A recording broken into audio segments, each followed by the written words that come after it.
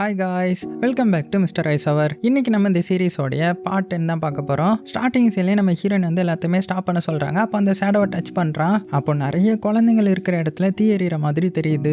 அப்போ அந்த குழந்தைய காப்பாற்ற போய் ஸ்டெப் ஃபாதர் வந்து தீல மாட்டிக்கிட்ட மாதிரியும் விசுவல்ஸ் தெரியும். அதை பார்த்து சாக்காக்கி எல்லாத்தையுமே தடுக்கிறாங்க.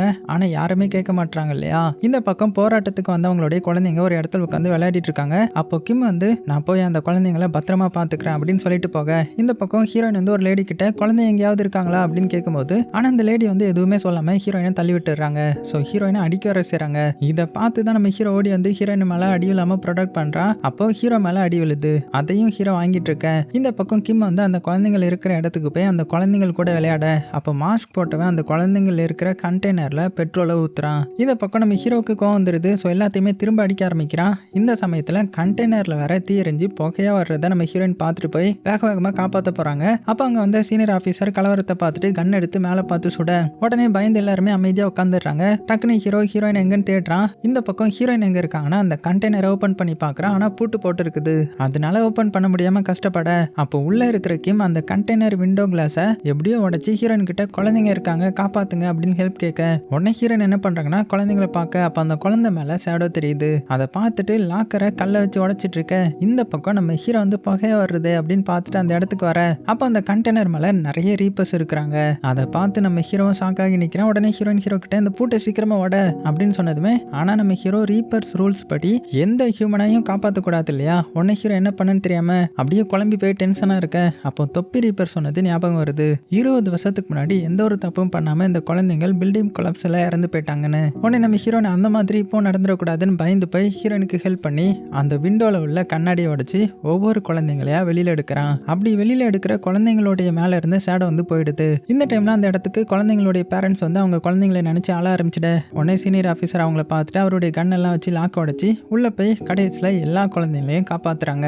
அப்போ ஒரு பேரண்ட் என்னுடைய குழந்தைய காணும் அப்படின்னு அழ ஆரம்பிக்க, உடனே ஹீரோயின் உள்ள போய் அந்த குழந்தைய காப்பாற்ற போறா. அதை ஸ்டெப் ஃபாதர் பார்த்துட்டு ஹீரோயினுக்கு எதுவும் ஆயிடக்கூடாதுன்றதுக்காக அவர் கண்டெய்னருக்குள்ள போறாங்க. ஹீரோயின் உள்ள போய் இருக்கான்னு தெரிஞ்சு ஹீரோவும் உள்ள போய் ஹீரோயினை காப்பாற்ற போறான். அந்த சமயத்துல நம்ம ஹீரோயின் என்ன பண்றாங்கன்னா அந்த குழந்தைய காப்பாத்திட்டு ஹீரோ கிட்ட கொடுத்துட்டு என்னுடைய ஸ்டெப் ஃபாதர் உள்ள இருக்காங்கன்னு தேடி போறா. அதை நம்ம ஹீரோ பார்த்துட்டு தடுக்க போறான். ஆனா கேட்காம உள்ள போய் அவளுடைய ஸ்டெப் ஃபாதரை கண்டுபிடிச்சிட, ஆனா ஸ்டெப் ஃபாதர் மயக்கத்துல இருக்கிறாங்க. அதை பார்த்து ஹீரோயின் நீங்க இறந்துடக்கூடாது, உங்க மகனை காப்பாத்த நீங்க உயிரோட இருக்கணும் அப்படின்னு சொல்லி அழுதுகிட்டே அவங்க கூட இருக்கிற அந்த குழந்தைய தூக்க, அதுக்குள்ள நம்ம ஹீரோ அந்த இடத்துக்கு வந்துட்டான். உடனே ஹீரோயின் ஹீரோ கிட்ட ஸ்டெப் ஃபாதரை தூக்கிட்டு வர சொல்லிட்டு அந்த குட்டி பையனை வெளியில விட்டுட்டு திரும்ப யாராவது உள்ள இருக்காங்களான்ற மாதிரி பார்க்க வர, அதை பார்த்து ஹீரோயினை போகாதன்னு தடுக்கிறான். ஆனா ஹீரோயின் கேட்காம உள்ள போறாங்க. உடனே ஹீரோ என்ன பண்றான்னா உள்ள போய் ஹீரோயினை தேடி போக, அப்போ சின்ன பொண்ணு பயந்து அழுதுட்டே இருக்கிறான். உடனே ஹீரோ அந்த சின்ன பொண்ணை தூக்க போறான். அதுக்குள்ள கிம் வந்து அந்த சின்ன பொண்ணை தூக்கிட்டு போயிட்டான். இந்த பக்கம் ஹீரோயின் யாரையோ அதுவும் பீரோ கீழே மாட்டிட்டு இருக்கிறவங்கள காப்பாத்த, அதுக்குள்ள ஃபயர் சர்வீஸ் வந்து எப்படியோ தீ அணைச்சிடுறாங்க. அடுத்தது உடனே ஆம்புலன்ஸ் வந்து யாருக்கெல்லாம் அடிபட்டிருக்குதோ அவங்க எல்லாத்தையுமே ஆம்புலன்ஸ்ல கூட்டிட்டு போயிட்டாங்க. அப்போ ஒருத்த முகத்துல ரத்தமா இருக்குது, அது மேல தண்ணீர் ஊத்துறாங்க. அப்போ ஹீரோயின் கிட்ட ஸ்டெப் ஃபாதர் வந்து நீ நல்லா தானே இருக்கிற, உனக்கு எதுவும் ஆகலையன்ற மாதிரி கேட்கும்போது ஹீரோயினும் நான் நல்லா தான் இருக்கிறேன், எனக்கு எதுவும் ஆகலைன்னு சொன்னதுக்கு அப்புறம் தான் இவருக்கே கொஞ்சம் நிம்மதியாகுது. நீ ஏன் உன்னுடைய உயிரை கூட மதிக்காம உள்ள போய் எல்லா உயிரையும் காப்பாத்துற அப்படின்னு திட்ட. ஆனா ஹீரோயின் என்ன சொல்றாங்கன்னா உங்க பையன் உங்களுடைய மேரவுக்காக ஹாஸ்பிட்டல்ல வெயிட் பண்ணிட்டு இருக்காங்க அப்படின்னு சொன்னதுமே அதை கேட்ட ஸ்டெப் ஃபாதர் நான் போய் என்னுடைய பையனை பார்க்க போறேன்னு சொல்லிட்டு அங்க இருந்து கிளம்பிட, அந்த டைம்ல நம்ம ஹீரோ வந்து ஹீரோயின் கிட்ட இப்படிதான் லூசு மாதிரி உன்னுடைய உயிரை கூட பொருட்படுத்தாம எல்லா உயிரையும் காப்பாத்த நீ போவியா அப்படின்னு கோவமா திட்டினதும், ஆனா ஹீரோயின் என் கண்ணு முன்னாடி இவ்வளவு உயிர் ஆபத்துல இருக்கும்போது சும்மாவா இருக்க முடியும் அப்படின்னு கேட்டதும், அதை கேட்டு ஹீரோயினுடைய ஃபேஸ்ல கரியா இருக்குன்ற மாதிரி தொடச்சு விட்டுறான். அப்போ ஹீரோவை பார்த்துட்டு இருக்க, உடனே ஹீரோயினுடைய கண்ணை மூட சொல்லிட்டு எச்சு தொட்டு துடைக்க சொல்ல அப்படியே கட் பண்ண அடுத்தது போலீஸ் ஸ்டேஷன் தான் காமிக்கிறாங்க. அந்த ஏஜென்சிக்காரனை கூட்டிட்டு வந்த அடியாட்கள் கிட்ட யாரு ஃபயர் வச்சதுன்ற மாதிரி விசாரிக்கிறாங்க. அதை கேட்ட ஏஜென்சிக்காரன் எனக்கு தெரியாதுன்ற மாதிரி சொல்ல, உடனே சீனியர் ஆஃபீஸர் கோவமா பெட்ரோலை அந்த ஏஜென்சி மேல ஊத்தி யார் இதை பண்ணது அப்படின்னு கேட்டு மிரட்டவும், அதை பார்த்து எல்லாருமே பயப்படுறாங்க. அப்ப அங்க நம்ம ஹீரோயின் கோவமா ஏஜென்சிக்காரனை திட்ட, அதை பார்த்து சீனியர் ஆஃபீஸர் ஹீரோவை தனியா கூட்டிட்டு போய் நீ ஏன் மூஜின் போன அப்படின்னு கேட்கும்போது, உடனே ஹீரோ வந்து நான் ஒரு வேலையா போனேன்னு சமாளிக்க, உடனே ஹீரோ வந்து நீங்க ஏன் அங்க வந்தீங்கன்ற மாதிரி மறுபடியும் கேட்கிறான். உடனே சீனியர் ஆஃபீஸர் நான் அங்க ஒரு கேஸ் விஷயமா வந்தேன்ற மாதிரி சொல்ல,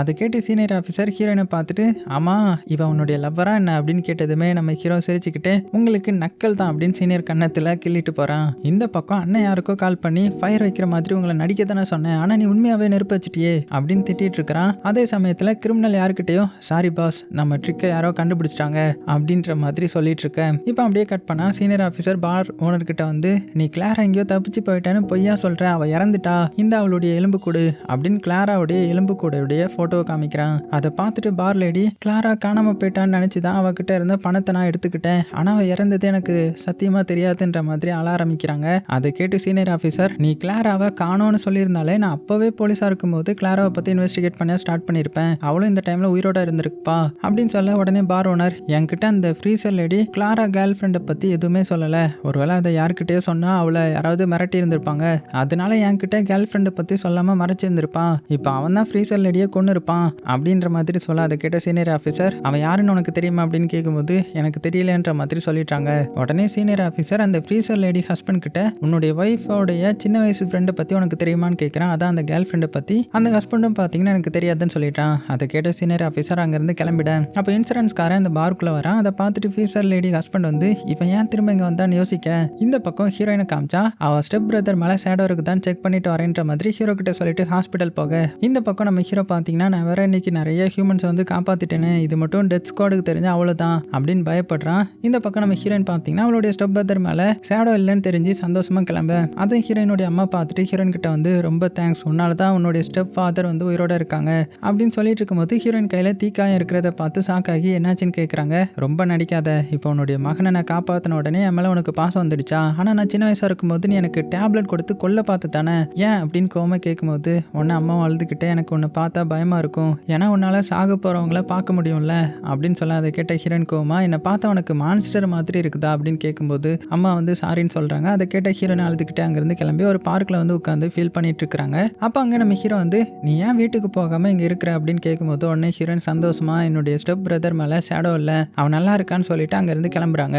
அதை பார்த்துட்டு ஹீரோ, ஆனா நீ நல்லா இல்லையே, நீ அழணும்னு நினைச்சா அழுதுரு அப்படின்னு சொல்ல, அதை கேட்டதுமே நம்ம ஹீரோயின் பயங்கரமா அழுறாங்க. உடனே ஹீரோயினை ஹக் பண்ணி சமாதானப்படுத்துறான். இந்த பக்கம் சீனியர் ஆஃபீஸர் இந்த ஃப்ரீசர் லேடியை கொண்டவன் தான் 20 வருஷத்துக்கு முன்னாடி கிளாராவையும் கொலை பண்ணியிருப்பான் அப்படின்னு யோசிச்சுட்டு போக, அப்போ பில்டிங் ஓனருடைய வாட்சை ஒருத்தங்கிட்ட கொடுத்து இதே மாதிரி வாட்ச் வேற யாராவது வச்சிருக்காங்களான்னு செக் பண்ண சொல்லியிருந்திருப்பார் இல்லையா, அவர் வந்து சீனியர் ஆஃபீஸருக்கு கால் பண்ணி நீ தந்த வாட்ச்ல 2ன்னு போட்டிருக்குது, அப்படின்னா இதே மாதிரி வாட்ச் இன்னொன்னு யாருக்கிட்டே இருக்குன்ற மாதிரி சொல்றான். அந்த டைம்ல பார்த்து கேப்டன் வந்து இந்த பில்டிங் ஓனருடைய போட்டோ எடுத்தது செப்டம்பர் 14, ஆனா இப்போ ஃப்ரீசர் லேடி செத்து போனது செப்டம்பர் 14 தான். அந்த டைம்ல இந்த பில்டிங் ஓனர் வந்து பிலிப்பைன்ல இருந்தான். இதை வச்சு பார்க்கும்போது இந்த பில்டிங் ஓனர் இந்த ஃப்ரீசர் லேடியை கொலை பண்ண சான்ஸே இல்லை அப்படின்னு சொல்ல, இந்த பக்கம் கிம்ம காமிக்கிறாங்க. நியூஸ் சேனல் கிட்ட அந்த கன்ஸ்ட்ரக்ஷனை ஸ்டாப் பண்ணணும்னு சொல்றான். அதை கேட்ட அண்ணன்காரன், இந்த கன்ஸ்ட்ரக்ஷனை இப்போ நம்ம ஸ்டாப் பண்ணா எனக்கு நிறைய லாஸ் ஆயிடும், அதனால எப்படியாவது இந்த கன்ஸ்ட்ரக்ஷனை கட்டி முடிக்கணும் அப்படின்னு அவன் வந்து மேனேஜர் கிட்ட சொல்லிட்டு இருக்கேன். கட் பண்ணா இந்த சைடு நம்ம ஹீரோ காமிக்கிறாங்க. வீட்டுக்கு போறான். உடனே தொப்பி ரீப்பர் இருந்துகிட்டு இந்த வந்துட்டான் பாரு ரியல் ஹீரோ, இவன் இப்போ போய் நிறைய ஹியூமனை காப்பாத்திட்டு வந்துட்டான், இப்போ டெத் ஸ்குவாட் கிட்ட என்ன சொல்லி சமாளிக்க போறான்னு தெரியல அப்படின்னு கேட்டதுமே உடனே ஹீரோ, நான் என்ன பண்ண முடியும், அந்த ஹீரோயின் பொண்ணு தான் ஹெல்ப் பண்ண சொன்னா, நான் ஹெல்ப் பண்ணாம இருந்தா என் மேல டவுட் வந்துடும், அதனால தான் நான் ஹெல்ப் பண்ணேன் அப்படின்னு சொல்ல, அதை கேட்ட தொப்பி ரீப்பர், நீ சொன்னதை டெத் ஸ்குவாட் கிட்ட சொல்லு நம்பிடுவாங்க சரியா அப்படின்னு கோவமா திட்டினதும், அப்போ ஹீரோ யங் ரீப்பரை பார்த்து உன்னுடைய ஃபேஸ் வந்து சேஞ்ச் ஆகி நீ ரொம்ப யங்கான மாதிரி இருக்க அப்படின்னு கேட்டதுமே உடனே யங் ரீப்பர் உண்மையை சொல்ல போறான். ஆனா அதுக்குள்ள தொப்பி ரீப்பர் சொல்லாதன்னு தட்டுறான். உடனே யங் ரீப்பர் அப்படியெல்லாம் ஒன்றும் இல்லைன்னு சமாளிச்சிட, உடனே ஹீரோ வந்து ஹியூமன் ஃபேஸ் மாதிரி ரீப்பர் ஃபேஸ் இருக்குமா அப்படின்னு கேட்டதுமே அதை கேட்டு யங் ரீப்பர் அப்படியா தெரியுது அப்படின்னு பயந்துட, உடனே ஹீரோ வந்து உன்னை நான் சொல்லல, என்னுடைய பழைய ரீப்பர் இருந்தான்ல அவனுடைய ஃபேஸ் மாதிரி இன்னைக்கு என்னுடைய சீனியர் ஆஃபீஸர் ஒரு கேஸ் ஃபைலை காட்டும் போது அந்த ஃபேஸ் மாதிரி இருந்துச்சு, அதான் உன்கிட்ட கேட்குறேன்ற மாதிரி சொல்ல, உடனே தொப்பி ரீப்பர் அப்படியெல்லாம் இருக்க முடியாது, அதே மாதிரி ஃபேஸ் எங்கேயாவது நீ பார்த்துருப்ப அப்படின்னு சொன்னதுமே ஆமா அப்படி இருக்க கூட வாய்ப்பு இருக்குன்னு சொல்லிட்டு படுக்க போயிடுறான். உடனே தொப்பி ரீப்பர் யங் ரீப்பர் கிட்ட, டே லூசு, நீ அவன்கிட்ட உண்மையை சொல்லியிருப்ப போல, உனக்கு தான் இப்போ பழைய ஞாபகங்கள்லாம் வந்துட்டல, ஸோ நீ ஹெவனுக்கு போ அப்படின்னு திட்டும்போது உடனே யங் ரீப்பர் பிளாக்குக்கு எல்லாம் ஞாபகம் வந்ததுக்கு அப்புறம் எல்லாருமே சேர்ந்து போகலாம்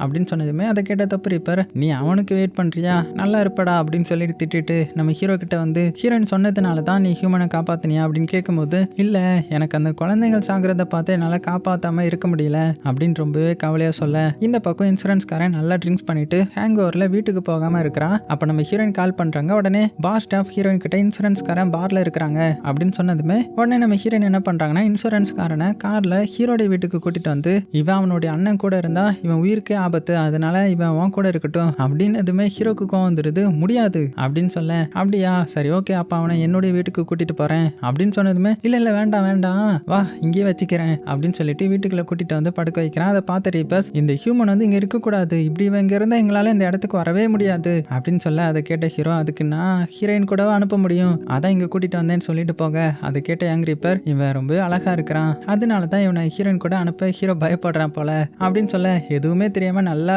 போதையில இந்த இன்சூரன்ஸ்காரனும் தூங்கிட்டேன். அடுத்த நாள் இன்சூரன்ஸ்காரன் நல்லா சாப்பிட்டுட்டு இருக்கேன். அப்போ ஹீரோக்கு கால் பண்ணி இன்சூரன்ஸ்காரன் ரொம்பவே கவலையா இருப்பான். அதனால அவன் சாப்பிட மாட்டான். எப்படியாவது சாப்பாடு வாங்கி கொடுத்து நீ தான் ஃபோர்ஸ் பண்ணி சாப்பிட வைக்கணும் சரியா அப்படின்னு சொல்ல அதை கேட்ட நம்ம ஹீரோக்கு கோவம் வருது. ஏன்னா அவன் நல்லா சாப்பிட்டுட்டு இருக்கான் இல்லையா, ஸோ நீ போனை வைன்ற மாதிரி திட்டிட.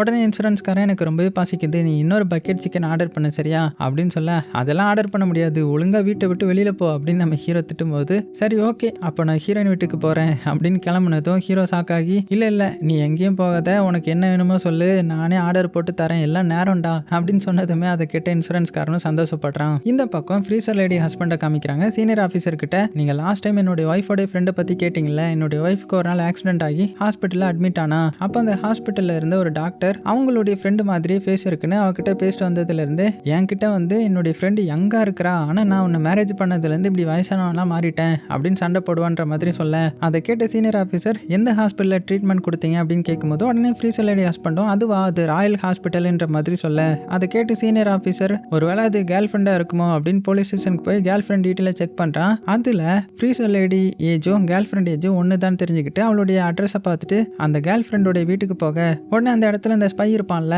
அவன் இவன் எதையோ பார்த்துட்டு போறானே அப்படின்னு கம்ப்யூட்டரில் கேர்ள் ஃப்ரெண்டோடைய டீட்டெயிலை செக் பண்ணிட்டு கிரிமினலுக்கு இன்ஃபார்ம் பண்ணிட்டான். இந்த பக்கம் சீனியர் ஆஃபீஸர் கேர்ள் ஃப்ரெண்ட் வீட்டுக்கு போய் காலிங் பெல் அடிக்க ஆனால் கேர்ள் ஃப்ரெண்ட் வீட்டுக்குள்ளே இருந்துக்கிட்டே திறக்காம மேக்கப் போட்டுட்டு இருக்கா. ஏன்னா கிரிமினல் கேர்ள் ஃப்ரெண்டுக்கு கால் பண்ணி உன்னை பார்க்க டிடெக்டிவ் வந்திருக்காங்க, நீ அவனை மீட் பண்ணக்கூடாதுன்ற மாதிரி சொல்லியிருந்திருப்பான். உடனே சீனியர் ஆஃபீஸர் உன்னை நான் சீக்கிரமா பிடிக்கிறேன் பாரு அப்படின்னு சொல்லிட்டு போக இந்த பக்கம் ஹீரோடைய வீட்டுக்கு ஹீரோயின் வந்து குக் பண்ண வெஜிடபிள்லாம் வாங்கிட்டு வந்து இன்சூரன்ஸ்காரன் எங்கன்ற மாதிரி கேட்குறா. உடனே ஹீரோ வந்து அவன் எங்க போனான்னு தெரியல, ஆனா அவன் என்னுடைய ட்ரெஸ்ஸை எடுத்துட்டு போயிட்டான்ற மாதிரி சொல்ல அதை கேட்டு ஹீரோயின் வந்து அவன் தப்பான முடிவு ஏதாவது எடுத்திருப்பானோ அப்படின்னு பயந்து போய் ஃபோன் பண்ண அதை பார்த்து ஹீரோ வந்து அவன் அப்படிலாம் தப்பான முடிவெல்லாம் எடுக்க மாட்டான், அவன் நல்லா தான் இருக்கான், நல்லா திங்குறான், நல்லா தூங்குறான் அப்படின்னு சொன்னதுமே ஆனா ஹீரோயின் பார்த்தீங்கன்னா அவன் ஃபோன் எடுக்க மாட்டான், அவன் மேலே ஷேடோ இருக்குதான் நான் போய் பார்க்க போறேன் அப்படின்னு கிளம்ப உடனே ஹீரோவும் ஹீரோயின் கூட போறான் வேற வழி இல்லாம. இந்த பக்கம் சீனியர் ஆஃபீஸர் அந்த பார் ஓனர் வீட்டுக்கு போய் கேர்ள் ஃப்ரெண்டோடைய போட்டோ காமிச்சு இவளாம் அந்த ஃப்ரீசர் லேடியோடைய ஃப்ரெண்டு பொண்ணு அப்படின்னு கேட்டதுமே உடனே பார் ஓனர் பயந்துக்கிட்டு இவா இல்லை அப்படின்னு சொல்ல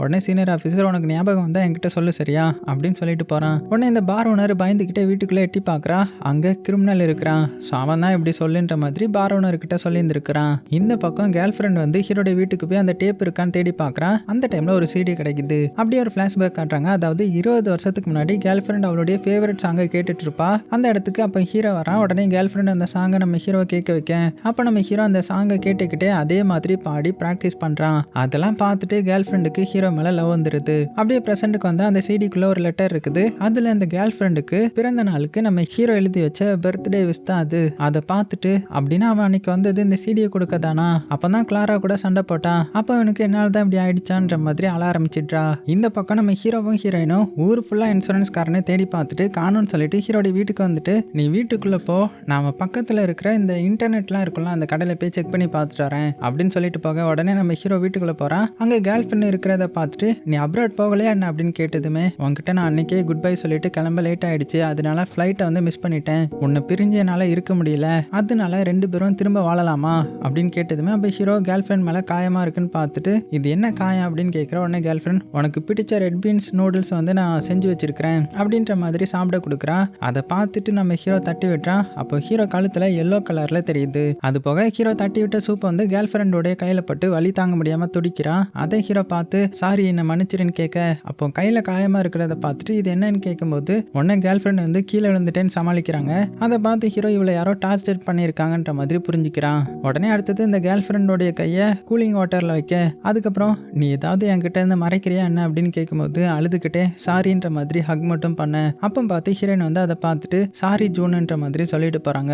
அதை பார்த்துட்டு கேர்ள் ஃப்ரெண்ட் அது உன்னுடைய பிரதர் நேம் தானே, அவ ஏன் உன்னை ஜூனுன்னு கூப்பிடுறா அப்படின்னு கேட்டதுமே உன்னை ஹீரோ வந்து என்னுடைய பிரதர் இறந்தது அவளுக்கு தெரியாது, நான் தான் ஜூன்னு நினைக்கிறான், அதனால தான் அவன் என்ன அப்படி கூப்பிடுறான்ற மாதிரி சொல்ல அதை கேட்ட கேர்ள் ஃப்ரெண்ட் வந்து உன்னுடைய அண்ணன் இறந்த விஷயம் உனக்கு ஞாபகம் வந்துருச்சா அப்படின்னு கேட்டதுமே ஹீரோவும் இல்ல இந்த போட்டோவை அம்மா கிட்ட காட்டினேன் அவங்க தான் சொன்னாங்கன்ற மாதிரி சொல்ல அதை கேட்ட கேர்ள் ஃப்ரெண்ட் நீ ஜூன் இல்லைன்ற மாதிரி ஹீரோயின் கிட்ட சொல்ல வேண்டியது தானே, ஏன் மறைக்கிற அப்படின்னு கேட்டதுமே அவன் எனக்கு ஒரு இன்வெஸ்டிகேஷனுக்கு தேவைப்படுறா, அதனால தான் அவன்கிட்ட சொல்லாம இருக்கிறேன், அதனால நீயும் அவகிட்ட இதை பத்தி சொல்லாதன்ற மாதிரி சொல்ல கேர்ள் ஃப்ரெண்டும் சரின்னு சொல்லிட்டு கிளம்பிட்டான். இந்த பக்கம் இன்சூரன்ஸ்காரன் ஹீரோயினுடைய வீட்டுக்கு முன்னாடி வெயிட் பண்ணிட்டு இருக்க அப்போ ஹீரோயின் ரொம்பவே கவலையா போறா. அங்க இன்சூரன்ஸ்காரன் இருக்கிறத பார்த்துட்டு காஃபி போட்டு கொடுத்து எங்க போனேன்னு கேட்கும்போது இன்சூரன்ஸ்காரனும் எனக்கு இன்சூரன்ஸ் பிளானர் வேலை கிடைச்சிருக்கு அப்படின்னு சந்தோஷமா சொல்ல அதை கேட்ட ஹீரோயின் ஹீரோயின் உன்னுடைய அப்பா எப்படி இருக்காங்க, இப்போ பரவாயில்ல அப்படின்னு கேட்கும்போது என்னுடைய அப்பா நல்லா தான் இருக்காங்க, ஆனால் அவங்க இந்த நிலைமைக்கு வர்றதுக்கு காரணம் நான் தான். என்னுடைய வீட்டில் யாருக்குமே பிடிக்கல, அதனால நான் ஒரு நாள் எங்கள் கம்பெனி செக்யூரிட்டி சிஸ்டமை ஹேக் பண்ணிட்டேன். அது என்னுடைய அண்ணனுக்கு தெரிஞ்சு போலீஸ் ஸ்டேஷனில் கம்ப்ளைண்ட் வேற பண்ணிட்டான். அது தெரிஞ்சு என்னுடைய அப்பா படுத்த படுக்கை ஆயிட்டாங்க